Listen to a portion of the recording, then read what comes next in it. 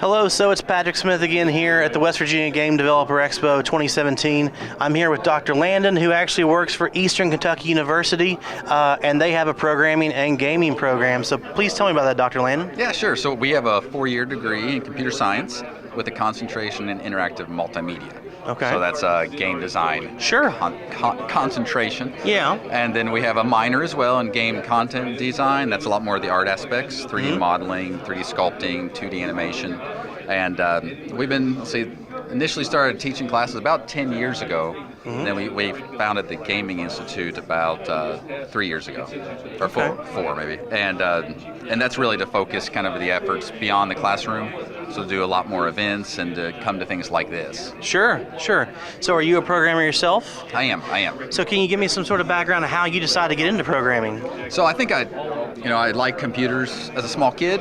I liked video games as a small kid too, and just having a kind of an interest in how those worked. The systems behind them, what it take, and starting to kind of pick around at games a little bit and kind of looking at some of the text files and things and trying to peek and poke and see tinkering. If I could change. Yeah, tinkering around with it. Yeah, okay.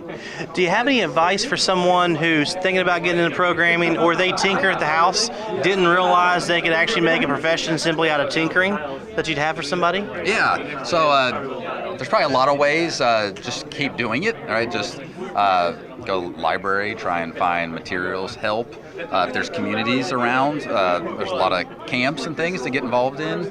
Any like the local colleges and things, a lot of times there's additional programs that you can kind of just come check things out. Sure. Look for events like this, right? Yeah. And networking. Network, talk to people, and then start picking small projects. I always tell students, don't expect to do anything huge. Try set your expectations really, really small. Try tinker, change a letter in something. Like just a small thing, not a huge change. Yeah. Well, that way too, if you start tinkering, you can build up a portfolio. Yeah. Even though no one's asked you to do it, you can build it up and go, look, I'm passionate about doing it outside the classroom or outside of this job. Think what I could do in the classroom or at this job. Yeah. So if people are interested in Eastern Kentucky University's programs, how would they find more information on that? So you can go to gaming.eku.edu for a website. Okay. You can also look at admissions.eku.edu. We have a new admissions policy and a new scholarship for even folks outside of Kentucky that get some close to in-state tuition too.